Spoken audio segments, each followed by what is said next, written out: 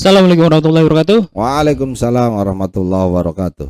Halo semuanya, selamat datang di channel Jalan Buku Channel bersama saya Alvan sebagai hostnya. Semoga kalian dalam keadaan sehat selalu dan dimudahkan dalam segala urusannya. Amin. Amin. Pada episode kali ini kita akan tetap membahas pada buku Tiada Pernah Menyerah bersama Papa saya langsung yaitu Pak Samsudin. Halo Papa, apa kabar? Alhamdulillah sehat. Alhamdulillah. Kali ini kita mau bahas apa Pak? Kita masuk ke subbab 4 dari Subbab bagian 4 terakhir. Dari bagian terakhir. Nah, Judulnya judulnya yaitu adalah Segenggam Segenggam Kekuasaan. Kekuasaan. Ya. Ya. Jadi kan kemarin udah bahas itu ya. Ya. Setelah derita datanglah bahagia. Nah, ini korelasinya antara segenggam kekuasaan dengan setelah derita datanglah bahagia itu apa, Pak? Ya, jadi ini erat sekali tentang bicara keberhasilan pada bab ini. Karena itu maka ada judul Segenggam Kekuasaan. Jadi dalam perjalanan hidup Papa, ya, utamanya dalam berkarir di birokrasi pemerintahan di Kementerian Agama khususnya, itu Papa pernah mendapatkan kekuasaan, berbagai jabatan yang itu merupakan bagian dari kekuasaan. Ya kan gitu. Nah, jabatan eselon 4, eselon 3 di berbagai tempat gitu ya. Terus kemudian eselon 2 juga di berbagai tempat. Nah, itu adalah bagian dari kekuasaan. Jadi kalau disebutkan bahwa Papa pernah memiliki segenggam kekuasaan, itu maksudnya itu. Nah, persoalannya kan karena ini hadirnya ketika setelah derita datang bahagia. Ya. Nah, jadi bagaimana ketika kita diamanati oleh dengan sejumlah jabatan itu? Ya, bagaimana kita mengelola kekuasaan yang diamanatkan kepada kita? Nah, itu barangkali yang perlu kita bahas atau yang memang dibahas dalam buku ini. Ya, jadi di situ diceritakan bahwa bagaimana Samsudin ini mengelola sejumlah amanat itu yang berupa jabatan-jabatan struktural di Kementerian Agama itu untuk memberikan manfaat yang sebesar-besarnya kepada instansi kepada kementerian, kan gitu. Ya. Nah, jadi tujuannya ke sana. Makanya Papa sering berdoa dulu, Pang. Itu kalau berdoa itu, ya Allah, berikanlah kekuatan lahir dan batin agar saya dapat ikut serta meningkatkan kualitas pendidikan agama Islam di Indonesia. Itu doanya itu. Yeah. Nah, jadi alhamdulillah doa itu terkabul. Papa didudukan di berbagai jabatan itu dan dimungkinkan untuk melakukan partisipasi peningkatan mutu pendidikan agama. Sebelumnya Papa kerja di Litbang. Di Litbang ada yang disebut dengan pusat, ada kantor yang namanya Pusat Penelitian Pengembangan Pendidikan Agama dan Keagamaan. Yeah. Di pusat inilah kita memberikan kontribusi berupa apa? Draft-draft kebijakan untuk bagaimana meningkatkan kualitas pendidikan agama Islam. Yeah. Gitu kan? Nah, kemudian ketika di sekretariat misalnya, itu kita juga diberikan kekuasaan untuk bagaimana agar ikut serta meningkatkan kualitas program dan anggaran terkait dengan pendidikan agama itu secara umum gitu loh. Nah, begitu juga ketika kita dianugerahi dengan sebagai kepala biro perencanaan. Nah, tentu ini kan lebih strategis lagi. Bagaimana ikut mendukung Direktorat Jenderal Pendidikan Islam, ya kan? Mendukung Badan Litbang dan Diklat, mendukung Direktorat Jenderal Bimas Kristen, Bimas Katolik, Hindu, Buddha yang terkait dengan pendidikan. Pendidikan agamanya kan gitu. Yeah. Nah, itu kita punya peran di situ untuk bagaimana ikut serta meningkatkan kualitas pendidikan, khususnya terkait dengan anggaran. Ya kan? anggaran untuk bagaimana melakukan peningkatan kualitas pendidikan dalam arti seluas-luasnya, gitu kan ya. Nah, jadi ada sejumlah jabatan, gitu. Ada segenggam kekuasaan yang diberikan kepada Papa untuk bagaimana dikelola, ya, dalam rangka meningkatkan kualitas pendidikan agama, gitu. Nah, itu berarti kan doa dikabul itu kan. Iya. Nah, doa kita dikabulkan, gitu loh. Dan alhamdulillah pada saat Papa memimpin di sana, peningkatan anggaran terjadi dengan sangat signifikan, gitu loh. Nah, artinya berarti yang direncanakan lancar ya.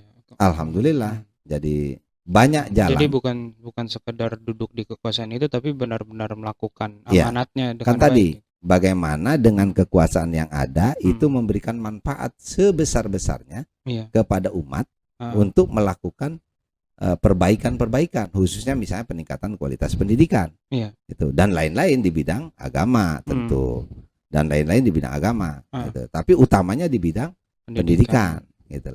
Nah, itu jadi ketika kita diberi kekuasaan oleh Allah, ketika kita diberi amanah oleh Allah, itu yang harus dijawab adalah bagaimana kita mengelolanya agar dia bermanfaat untuk kepentingan umat yang seluas-luasnya. Itu dimaknai seperti itu, ya gitu. Jadi ya alhamdulillah ketika diberikan kekuasaan kita tidak arogan, tidak sombong, tidak kufur nikmat, gitu loh.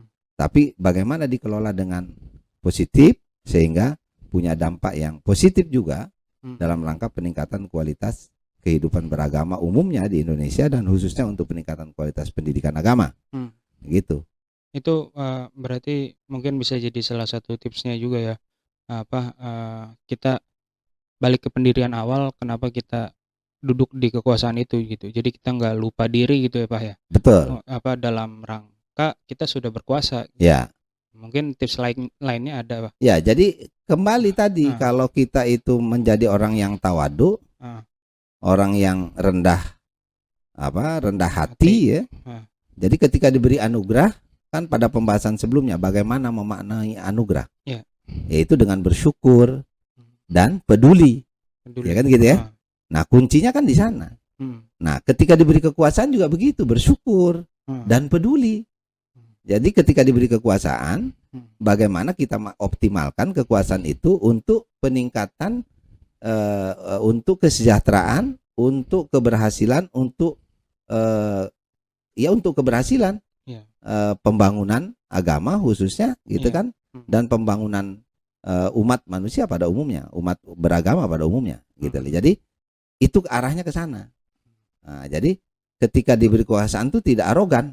Nah, satu contoh nih ya, Papa ceritakan waktu itu ketika jadi kepala Biro Perencanaan itu ada tawar-menawar tentang kebijakan. Apakah pengelolaan anggaran itu akan disentralisir di pusat atau daerah, atau didesentralisasi, bukan ke daerah saja, didesentralisasi kepada masing-masing unit kerja.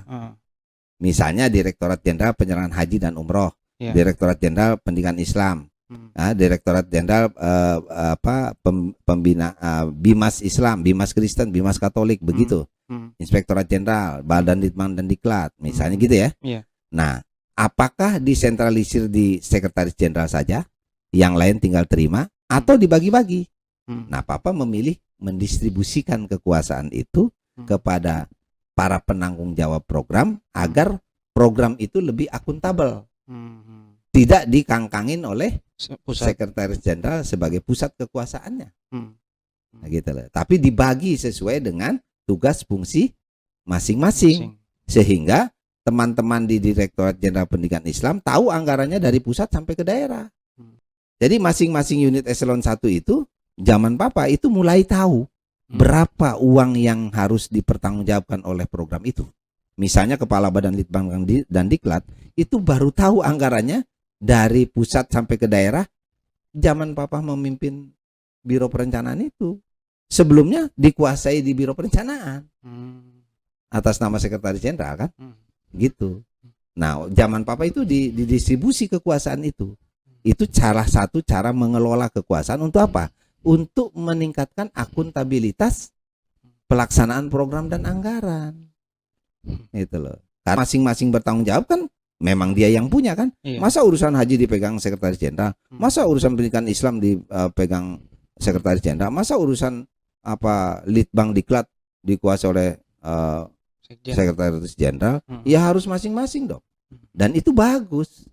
Akhirnya mendapat apresiasi dari berbagai pihak, dari Bappenas, dari Kementerian Keuangan, dari DPR, itu kan kita diapresiasi, ya kan. Salah satunya antara lain itu berujung pada laporan keuangan yang diperiksa BPK kan, jadi WTP gitu loh. Karena apa? Akuntabel pengelolaan keuangannya, dapat dipertanggungjawabkan, tidak meragukan kan gitu. Iya. Tips mengelolanya tadi udah ya. Yang pertama tadi pada pendirian gitu ya. Terus yang kedua syukur dan peduli. Dan yang ketiga apa tadi Pak, berarti kesimpulannya? Distribusi kekuasaan. Distribusi jangan kekuasaan. jangan di Arogan. monopoli. Jangan arogan. Jangan arogan dan monopoli kan. Monopoli kekuasaan nggak boleh. Itu loh, harus berbagi. Iya, berbagi. Benar. Jadi berbagi itu bukan hanya uang, bukan hanya kesejahteraan, tetapi juga berbagi kekuasaan. Dibagi supaya bisa dipertanggungjawabkan secara bersama. Nah, kan tadi udah tips-tipsnya tuh, udah 3 ya. Nah, sekarang mau tanya lagi nih Pak, gimana kalau kekuasaan itu dikelola dengan cara yang salah? Nah ini yang bahaya. Ini yang celaka ini. Pada umumnya memang ketika ini pada umumnya ya. Ketika seseorang atau satu kelompok orang diberi kekuasaan, itu acap kali dikelola dengan cara yang salah. Misalnya hanya mementingkan kelompoknya, golongannya dan lain sebagainya. Nepotisme, ya kan? Ada kolusi dan lain sebagainya kan? Nah ini akan mendatangkan apa? Akan mendatangkan kezoliman.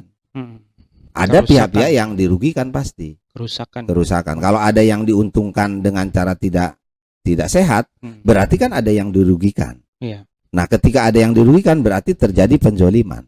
Jadi kalau kita kelola dengan cara yang salah, gitu, tidak sesuai ketentuan, tidak sesuai aturan, tidak ada keadilan, tidak mendahulukan kepentingan negara di atas kepentingan golongan ataupun orang, perorangan, maka yang terjadi itu tadi penzoliman nanti.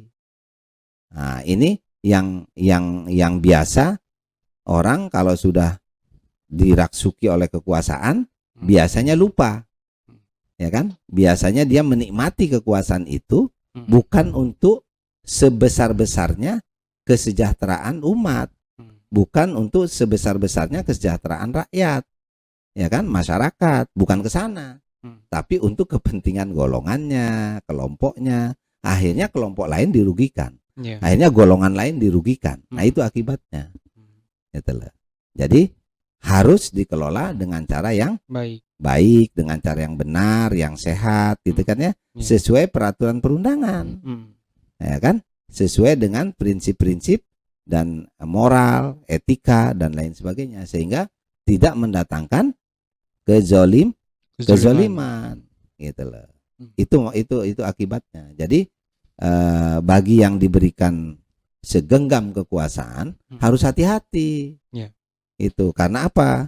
Karena tarikan-tarikan untuk ke arah sana, untuk ketidakadilan, untuk kezoliman itu kuat sekali. Itu loh. Setelah ada kekuasaan di tangannya. Sebelum ada kekuasaan ya dia bersih. Ya, sebelum kekuasaan ada di tangannya, ya itu dia biasanya menjanjikan hal-hal yang positif, menjanjikan yang menarik, ya kan? Yang peduli kepada rakyat, kepada masyarakat, kepada klien gitu ya. Tetapi setelah jadi lupa. Setelah dia memperoleh kekuasaan, dia lupa mengelolanya dengan cara yang baik dan benar, dengan cara yang sehat, dengan prinsip-prinsip agama, etika dan moral gitu kan. Itu yang menjadi yang sering kita saksikan dalam mengamati kekuasaan yang sedang dipegang oleh seseorang. Untuk ini Pak, itu kan tadi pesan-pesannya juga ya termasuk. Tapi kalau untuk generasi muda misalkan. Ada nggak satu kalimat terakhir pesan? Oh iya. Kan Jadi kan yang akan memegang kekuasaan kan di masa betul. depan kan generasi muda. Iya. Jadi masa depan itu di tangan generasi muda. Hmm. Oleh karena itu generasi muda harus belajar benar dari generasi sebelumnya. Kenapa mereka itu gagal? Iya. Pelajari benar itu. Hmm. Kenapa mereka itu zolim? Hmm. Pelajari benar itu. Kenapa mereka itu tidak berhasil membawa misalnya kepemimpinannya ke arah yang lebih baik. Nah, generasi muda itu harus jeli benar terhadap pesan itu. Dari situ dia akan mendapatkan informasi, data gitu bahwa oh ini akibat dari begini. Nah, itu jangan diulang lagi oleh generasi milenial, oleh generasi penerus. Ya kan? Iya. Ketika dia memperoleh segenggam kekuasaan. Jangan nanti kita sebaliknya, kita kritik terus terhadap generasi tua, generasi sebelumnya, bahwa dia gagal memimpin, nanti giliran dia mengulang lagi, dia mengulang. bahkan lebih parah lagi. Jangan sampai seperti itu. Itu pesan Papa untuk generasi milenial. Terima kasih Bapak, luar biasa sekali atas pesannya dan bedah bukunya. Ya, bagi teman-teman yang ingin mengorder atau membeli buku ini, silahkan kontak ke nomor di bawah ini ke Pena Madani ya. Oke, terima kasih untuk semuanya yang telah menonton video pada episode kali ini. Kita masih punya satu episode terakhir pada buku Tiada Pernah Menyerah ini yang judulnya adalah Menggapai Kemenangan. Ya, nantikan video berikutnya. Jangan lupa like, comment, subscribe. See you in next video. Wassalamualaikum warahmatullahi wabarakatuh.